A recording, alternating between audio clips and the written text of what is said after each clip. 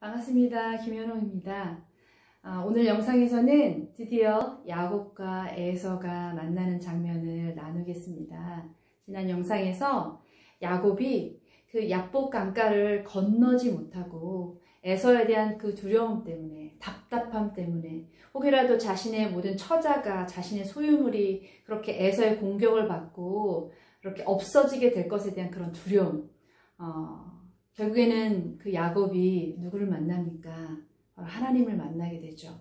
그래서 그 밤에 알지도 못하는 어떤 한 사람과 막 씨름하고 막 엎치락 뒤치락 그러면서 결국엔 야곱이 정말로 그 하나님의 사람을 통하여 하나님의 축복을 받게 되죠. 야곱이란 이름이 이스라엘로 변화가 됩니다. 그 인생 가운데 야복강가, 아주 야트막한 냇가지만 그 냇가를 건너지 못할 정도로 야곱의 삶에 문제가 되었던 에서와의 그 만남에 대하여 이제 더 이상 내 삶에 정말 목의 가시처럼 정말 삼켰지만 넘어가지 않는 그 삶은 고구마 같은 답답함의 삶이 아니라 분이엘, 내가 하나님을 대면하여 보았지만 살았다라고 하는 생명신앙의 고백이 될 수 있는 그런 장소로 변화가 되죠. 자, 이제 동은 터 왔고요. 야곱은 그 하나님과의 사랑과 막 엎치락 뒤치락 씨름하는 과정 가운데 이 환도뼈가 위골이 됐죠. 그래서 그 할아버지라고 불릴 수 있는 야곱이 쩔뚝쩔뚝거리면서 그 야복 강가를 건너는 겁니다. 그리고 날은 밝아오고 있었고 어느새 이 야곱이 아니죠. 에서와 에서의 용사 400명이 막 이렇게 먼지를 일으키면서 오고 있는 걸 이제 야곱이 보는 거예요. 자, 그때의 상황이 바로 오늘의 이야기입니다. 지난 영상에서는 야곱이 에서에 대한 두려움 때문에 그 강을 건너지 못했잖아요. 그런데 하나님이 그 강을 건너지 못하는 야곱을 만나주시고 하나님이 강권하여 축복하셨잖아요. 그냥 복을 주신 거죠. 그런데 이 강을 건너고 에서를 대면하게 되는 이 야곱의 모습이 오늘 나누게 될 이야기거든요. 자, 어떻게 야곱이 변화가 되었는지 보세요. 야곱은 이미 맨 앞쪽에는 여종들과 여종의 자녀들, 그 다음에는 레아와 레아의 자녀들, 그 맨 뒤에는 자신이 사랑한 라헬의 아들인 요셉, 그리고 자기가 뒤에 있었거든요. 그리고 때마다 정말 이게 에서의 마음을 풀만한 양떼와 염소떼와 막 이런 정말 선물을 잔뜩 준비해서 앞에 한 떼, 두 번째 두 떼, 세 번째 세 떼 이런 식으로 준비를 했단 말이죠. 그런데 오늘 나누게 될 이야기에서는 그 에서 앞에 어떻게 합니까? 야곱이 맨 뒤에서 숨어 있었던 사람이 나가는 거예요. 쩔뚝쩔뚝거리면서 자신의 형에게로 한 발짝 갑니다.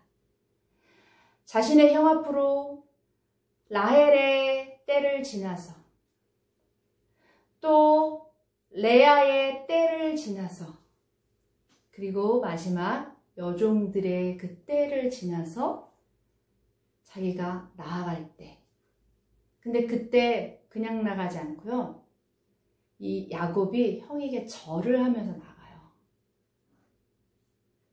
어떤 모습인지 혹시 여러분 상상이 되십니까? 그려지세요?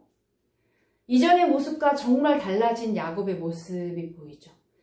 그리고 비록 하나님을 만났지만 여전히 에서에 대한 어떤 두려움이 있는데 그가 나는 당신의 종입니다 라고 하면서 납작 엎드린 겸손해진 야곱의 모습을 보는 거예요.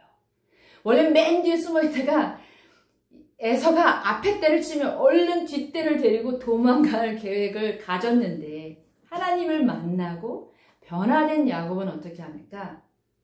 자기가 독대하는 거예요. 에서를 독대하는 겁니다. 20년간 자신의 삶에 아주 정말 풀리지 않는, 회복되지 않았던 어떤 그 관계가 이제 회복이 되어 가는 것이죠. 그런데 또 에서의 편에서 야곱을 한번 보자라는 겁니다. 물론 에서는 지금 왕처럼 이렇게 군대와 함께 와 있어요. 그런데 자기 동생이 촌부가 되어 있는 것처럼 보였을 것 같아요. 그리고 밤새 하나님의 사랑을 막 실현했으니 막 땅바닥 뒹구르고 막 머리 헝클어졌으니까 막 엉망이겠죠? 아무리 매무새를 바꿨다 할지라도. 그런데 그 상황 속에서 어떻게 하는 겁니까? 야곱이 쩔뚝쩔뚝하면서 자기한테 또 한 번 절을 하고 또 지나면서 쩔뚝쩔뚝하면서 절을 한 번씩 하면서 볼 때 그냥 에서의 마음이 다 녹아버린 거예요.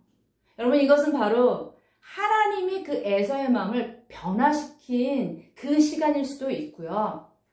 에서의 마음이 워낙 호탕하니까 20년이 지난 일은 이미 오래전에 잊어버렸을 수도 있어요. 그러니까 결국에는 야곱이 속였던 속이는 자의 삶이 스스로에게 올무가 되어 20년 동안 그것에 괴로워하다가 이제 그것이 해결이 됐는데 이 에서 앞에 나가는 야곱은 이제 혹시라도 형이 자기를 죽일지라도 괜찮다라는 마음으로 나가고 있는 것이고, 에서는 그런 야곱을 보자마자 마음이 너무 간절하고 그 동생에 대한 사랑이 너무 일어나서 어떻게 합니까? 칼을 들어서 야곱을 치는 걸까요? 아니죠. 에서가요, 그 야곱을 끌어안고 두 형제가 엉엉 울기 시작합니다. 아멘? 여러분, 이것이 오늘 이야기의 나눔입니다. 이 두 사람의 회복된 관계. 물론 이거는 만일의 경우야. if의 이야기입니다만, 만약에 야곱이 하나님과의 만남 없이 그 강을 건넜다면, 그래서 그곳에서 여전히 자신의 어떤 계략대로 한 대, 두 대, 세 대를 남겨놓고 피하고 뭐 난 이렇게 데리고 도망가겠다 이런 식으로 했다면 또 그렇게 펼쳐졌겠죠. 그런데 중요한 것은 야곱이 더 이상 예전의 야곱이 아닌 거예요. 이 전날의 야곱이 아닌 겁니다. 하나님을 만난 사람 야곱, 이스라엘이라 변화된 야곱. 물론 그 습성과 그 모든 것은 아직 남아있지만 앞으로 하나님은 야곱의 삶에 그 모든 것을 변화시켜 가실 겁니다. 무엇보다 야곱의 삶에 스스로 올무라고 생각했던 그 문제, 이 형과의 문제를 완벽하게 하나님이 해결하시는 거예요. 이 형제가 그렇게 화해가 됩니다. 저는 항상 이 본문을 읽을 때마다 실은 그렇게 야곱을 좋아하는 것도 아니고요. 그렇게 에서를 좋아하는 것도 아닌데 이 두 형제가 서로 와락 끌어안고 이 엉엉 우는 이 장면에 저도 정말 눈시울이 붉혀져요. 진짜 하나님이 행하신 은혜의 시간 같거든요. 정말로 하나님께서 복 주시고자 하는 야곱의 삶에 일어난 일인 것이죠. 더 이상 야곱은 에서의 발목에 붙잡혀진 어떤 사슬과 같이, 아니 다시요. 야곱은 더 이상 에서의 문제로 자신의 발목에 사슬처럼 매여 있다라고 생각한 이 모든 거 더 이상 생각하지 않아도 돼요. 떨쳐버린 겁니다. 하나님께서 야곱에게 허락하신 자유, 이것이 바로 에서와의 만남, 에서와의 관계 회복, 더 이상 야곱은 에서를 두려워하지 않아도 되는 것이죠. 오늘 이야기를 마쳤는데요. 이 이야기를 통하여서 우리에게 무엇을 의미하는 걸까요? 오늘날을 살아가는 우리에게. 혹시 형제들과 싸워서 화해하라 뭐 이런 얘기일까요? 아닙니다. 결국엔 우리 안에 고질적으로 계속하여 우리 안에 있는 어떤 나쁜 혹은 죄된 어떤 습관이 우리의 삶에 계속하여 올무를 만들고 넘어지게 하는 그 도구가 된다는 거예요. 내 스스로 계속 그 죄된 습관을 버리지 않는 이상 걔는 결국 나의 삶에 내 발목을 거는 일이 돼버리는 거죠. 근데 이런 모든 것이 하나님의 약속을 받고 복을 받는 자의 삶에는 반드시 해결이 되어야만 한다라는 거예요. 그것이 해결이 되니까 어떻게 되는 겁니까? 더 이상 올무에 매이지 않아요. 더 이상 내가 나의 어떤 죄된 습관과 악한 행동 때문에 내가 매일 필요가 없다.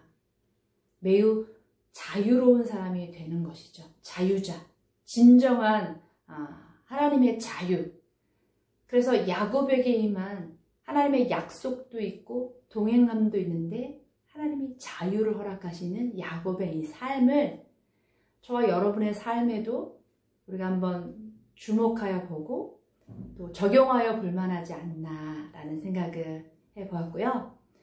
여러분의 삶에도 하나님이 온전한 동행하심으로 여러분 삶에 복 주시는, 여러분과 함께 하시는 그런 은혜로운 그리고 매우 자유로운 그런 신앙의 시간과 삶을 사셨으면 좋겠고, 또 아직 하나님 알지 못하시는 분들은 그렇지, 꼭 그 부분이 아니더라도 그래, 나의 어떤 죄된 습관이 결국에는 나의 삶에 유익할 게 없다, 내가 이 습관은 더 이상 행하지 않겠다 라고 결연한 의지를 사용하셔서 하지 않는 거죠. 해보는 거죠. 분명한 건 내가 하나님을 믿던 믿지 않던 우리 안에 자유가 있어요. 그게 정말 중요한 것이다 라는 겁니다. 복음 안에 있는 분들 안에는 그것이 더 온전한 하나님의 신앙 안에서의 자유일 것이고, 아직 하나님을 알지 못하는 분들에게는 삶에서 누릴 수 있는 어떤 자유가 되지 않을까요? 야곱의 삶이 아니라 이스라엘의 삶이 되시기를 제가 축복합니다. 오늘 영상 여기까지입니다. 들어주셔서 감사합니다.